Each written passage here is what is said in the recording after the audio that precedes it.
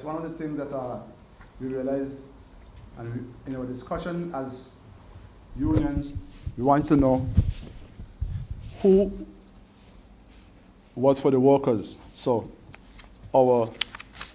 after realizing that one of the hits that a local St. Martin produce that is worldwide, who you for?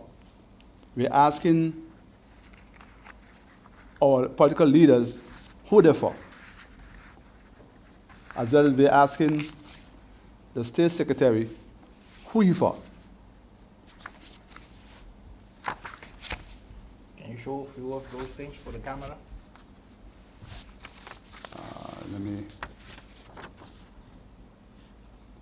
Can you see this? Yeah.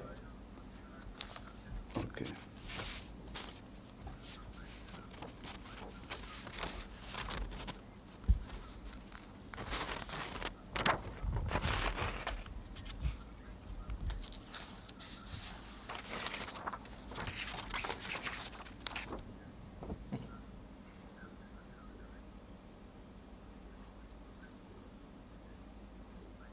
So you're saying that this youngster that make up these podcasts? No, we make them up. But you know the song "Who You For"? Yes. Well, we just feel that that phrase suits the struggle. Because you know, always before the day of election, the politicians they buy everybody doorstep, asking, begging. But after that day is over, you can't find them, you can't see them. They make decisions, so we want to know who you for. You for us or you for yourself? But that is important. Because right now people are suffering. You have people can't afford to meet their obligations, their bills. Children were told to stay home from schools because of the new norm. Many parents had no means of assisting their children with computers and other electronic devices. Even we as union, we have to assist parents in acquiring certain devices to assist their children and so on, in different forms, different ways. So that is one of the inspiration that we got by asking the question. And we want equal rights. The same conditions, you know, we have partly French, partly Dutch. The minimum wage on the French side is a big difference between that and the Dutch side. The minimum wage within the kingdom also has differentiation. And based on international rights and treaties for human rights and workers' rights, that should not be the case. Neither for pensioners. That is something that, if we were to be involved in these discussions, we will bring forth those and ask those questions. Why is this discrimination and segregation within the kingdom? Based on what? You signed off. There's something which is called right now the SDGs. Number one is no poverty. The amount of poverty that we have here in St. Martin, without any tangible assistance within the kingdom, which is not correct, because you signed off that by the year 2030. As a matter of fact, there are a number of treaties that were signed off which was not lived up to. In 1960, and again, the movement within the Netherlands Antilles has brought changes within the Caribbean. From the moment that we can go back in history, when the uprising in Curacao by the well popular name of Tula, that brought changes within the Caribbean and the workers' movement. And then in the 50s, when the workers within the Antilles were so strong in demanding their rights, that even the Antilles receive a certain degree of autonomy before the other islands in the Caribbean, besides those who broke away from Spain and became on their own, like Cuba, etc. And those in Latin America and South America, Central and South. Well, even not, because the rebellion that gave the USA their independence, many workers and our people, our descendants, were part of that struggle that got them their independence. And our history is not being taught. We're taught his history, but our story. That's why we have also changed that terminology from his story to our story. Has to be told. And equal rights, no salary cuts, are fundamental. Because the system is, without your salary, you can't maintain, you can't sustain your livelihood. And that's why we're asking the question, who you for? And that's our own local expression. And that's why it is being used in this manner.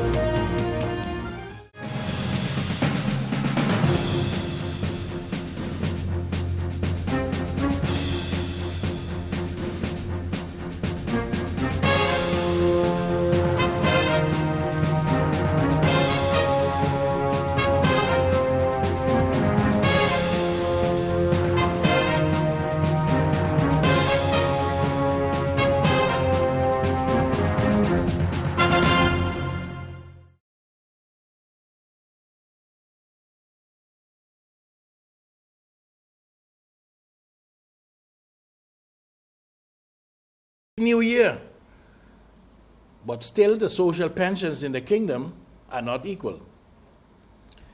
Who doesn't want to be happy 365 days of the year?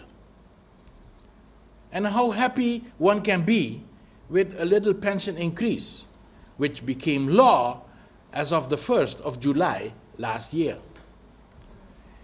The maximum social pension amounts on the southern side of Swaliga are still not even half of what the social pensions are for the seniors, the widowers, and the orphans in the European part of the kingdom. So far, we haven't heard one politician, not one minister, not one parliamentarian arguing to make our social pensions equal to the ones in the European part, as is already the case on the northern side of Swaliga. As of the 1st of July 2020, last year, the old age pensions, the widower and orphan pension had to be increased with 11%, based on a decision approved by Parliament at the end of June 2020. Today, January 2021, 6 months later, no senior, no widower, no orphan has received this 11% monthly increase in their social pension amount. When will this social pension increase be paid? The old age pensions maximum, for instance, had to increase with 129 guilders a month, which is 4 guilders and 30 cents a day. Enough to pay for a bus to go Philipsburg and to return home every day, but not enough to buy something extra in town. Most of the seniors in St. Martin will not get this maximum amount of 129 guilders extra a month, but have been cut based on the amount of years that they have not lived in St. Martin. The accumulated social pension increase of the 6 months of 2020 will not be taxed in 2020, but when it will be paid out in 2021, it will result in extra income tax for government. This is unfair. And no official explanation has been provided why the most vulnerable in our society until today didn't get their little increase. And to add insult to injury, the cost of living adjustment of the old age pensions per the 1st of January has also not been paid out. Not even an official announcement in the newspaper, as is customary annually, was published. Minister of VSR, Richard Panafleck, who had called our platform coordinators in a meeting one day before he went to defend this law proposal change in Parliament, at that time said that he personally wanted a higher increase for the seniors, but actuarial calculations of the ministry concluded that that would have been unsustainable for the old age pension fund. Now that the seniors, the widowers, and the orphans have not received the lawful increase, no word from the Minister of VSR. And also no word from the Director of SZV, who has to implement the law. How they will defend this injustice to the seniors, the widowers, and the orphans? The social pensions in this part of the kingdom are poverty pensions. And nowhere in the governing program of the NAUP coalition, for the remaining 3 years that they want to govern, not even in the National Development Vision from 2020 to 2030. So for the coming 10 years, neither poverty eradication nor equal social pensions in the kingdom has been mentioned. In the governing program of the former UD-SMCP coalition, at least a study with that objective was mentioned. King Willem Alexander, Governor Eugene Holliday, Prime Minister Sylvia Jacobs, they all addressed the coronavirus. The coronavirus, one cannot even see. But no word about the social injustice, the racial discrimination, the inequality, and the poverty in this part of the kingdom. Wishing us a happy new year, while most of our seniors have to continue to live in poverty, and they will live another 365 days with a fat salary, without the intention to address these social inequalities in the kingdom of the Netherlands?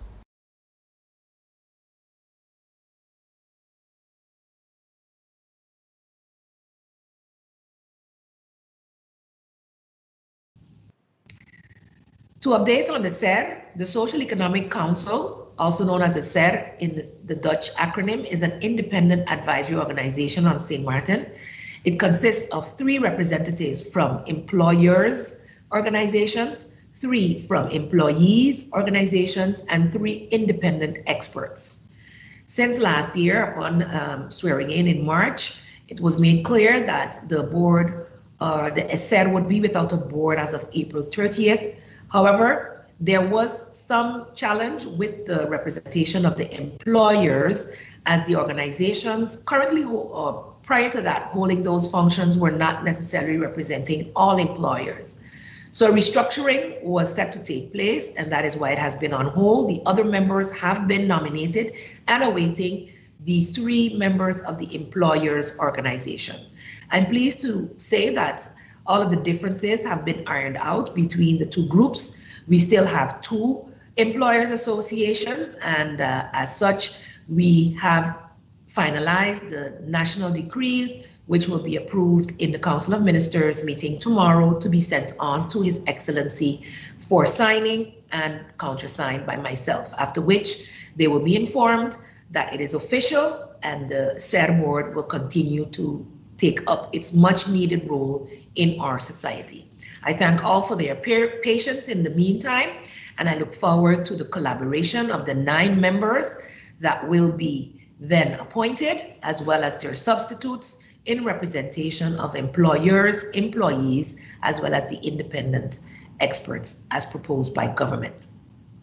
I'd like to continue to ask the community, as the Minister of TIAT, who also represents VSA, is out this morning, not feeling well. I did get an update from her, however. There have been, as many may have noticed in our bulletin yesterday, 39 new cases over the last 2 days that have been reported as COVID positive, while 15 have recovered yesterday, and therefore we only see a jump in 24 in our active cases. This is the jump that CPS had anticipated as a result of the holidays and, of course, more movement taking place as well. The Ministry of TIAT has been getting several complaints pertaining to businesses that have not been adhering to the closure times, as well as ensuring that the employees are utilizing proper face mask usage. While we are happy to welcome visitors to this island, even the visitors are concerned with the lack of proper mask usage when they go out into social settings such as restaurants, bars, and the like. As such, the Minister of TIAT would like to reiterate to all businesses that there will be more vigilance. Those caught not adhering to the protocols will be fined and or closed as deemed necessary for the duration that is deemed necessary by the Ministry of TIAT. She will be issuing a press release to this effect, so I don't expect that anyone will take my words out of context. This is coming from the Ministry of TIAT. It is in the interest of all of us here on St. Martin that everyone enforces the avoiding of large gatherings, using face masks properly, and definitely when working, even in social settings. While persons may remove their masks to eat or drink, the servers, bartenders, and the like must maintain their mask usage at all times when serving or walking around in the establishment. Minister TIAT also wanted me to update that the insurance that she has been promoting over the past few weeks will go live as of today and will be available for persons visiting the island as of Monday, January 11th. So it will be part of the form that you're already filling in. So those that will be traveling as of Monday will be expected to have done their due diligence, whereby purchasing of that insurance is a must.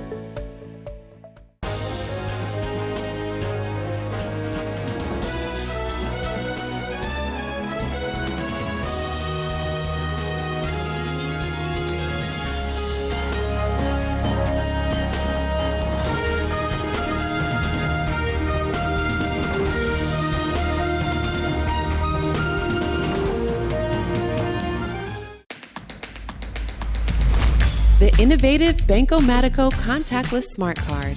Your Banco Matico smart card is now equipped with a contactless feature for payments, so get ready to tap and go. Contactless payments are fast, easy, secure, and accepted worldwide at all Maestro-enabled contactless terminals. Tap Tap for transactions equivalent to or less than 100 NAF, or the US dollar equivalent. You will receive notifications via email anytime you tap. Tap, tap, and pay fast. Fast with WIB. For more information, visit our website at wib-bank.net.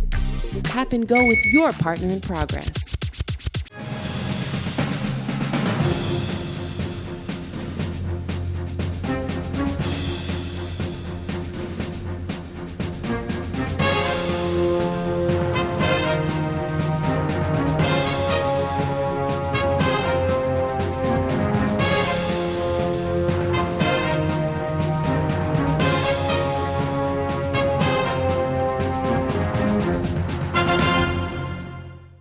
How are you doing this morning? Good.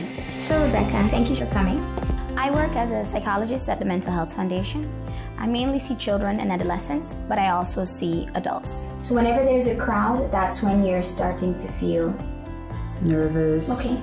Nauseous. Okay. It's kind of like your body. We are so used to taking care of our body. If we have a little ache in our foot, we know to rest it. We know, okay, I might have walked too much, so I need to rest. Now, of course, that can be just an ache in my foot, but I can also break my leg. Now, for breaking my leg, I would have to go to the doctor. So that kind of goes the same for mental health illnesses.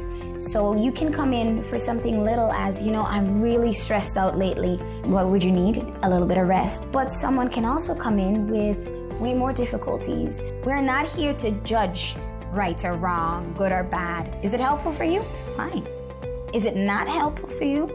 Okay, then let's see what we can do about it. But not a wrong nor right, absolutely not. It's a magnifying glass without judgment. Well, there's still a lot of stigma on the island, unfortunately. It's not a topic that people easily talk about, and that's a shame. They're afraid that they get judged, and there is still quite a bit of judgment. I mean, often we hear, don't go to that crazy house. Once you go in, you never go back.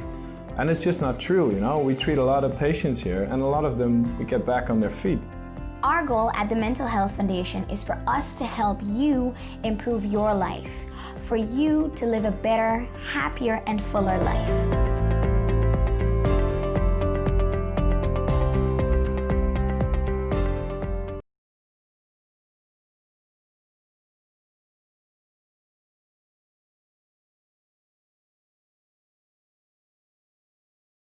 Good. Thank you, baby. I didn't catch the beginning, but from what I could gather, working from home is still a factor. It's part of our new normal. Those departments that can work from home and management that can manage the work from home, the work productivity, have been allowed to continue to do so. We have not had any reports of any outbreaks within the government building. I have not had any to date. Since whenever the last time was. It has not been a case that it has been an issue. So any persons that are not working in the building currently are doing so with the agreement of their department heads, SGs and ministers. Several within the Ministry of General Affairs are also working staggered. This could be due to the fact that the working space does not allow for social distancing. And that has also created, let's say, some of the lines and the queues and longer lines than normal for some of the services on the first floor to avoid having too many people in the building at the same time.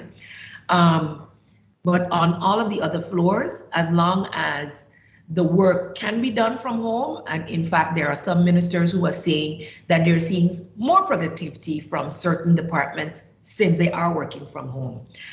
So again, it is something that we are having our personnel affairs monitor. They have given out a policy framework or best practices for managers to be able to manage the productivity. And of course, persons who are not functioning will not be allowed to work from home more than naturally. So we're doing our best to get the highest level of productivity for government services and ensure that we can still serve the general public to the best of our ability. So I apologize again for those long queues at times and for the long time it takes to get appointments. But for the most part, this has been due to the lockdown and let's say scaling down of services and the amount of people in the building.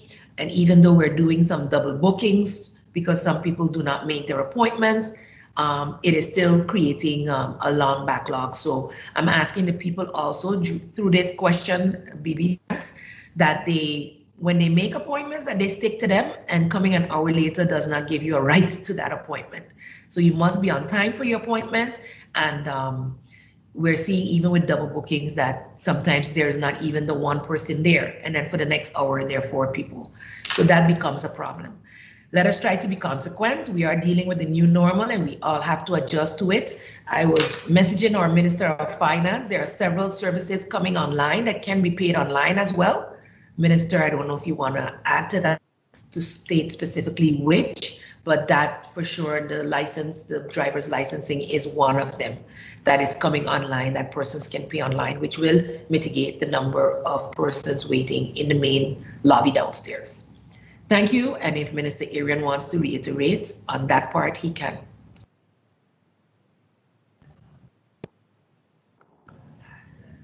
Thank you for your question, Ms. Shaw.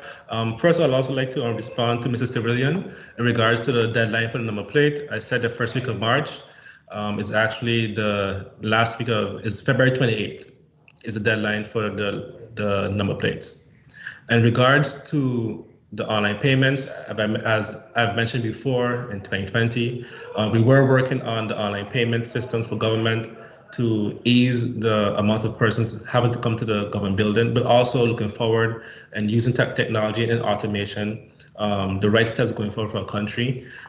We are in the final phases and we're testing for the first 3 possibilities of payment, and it should be done January 18th, and hopefully we can officially launch it at the end of the month.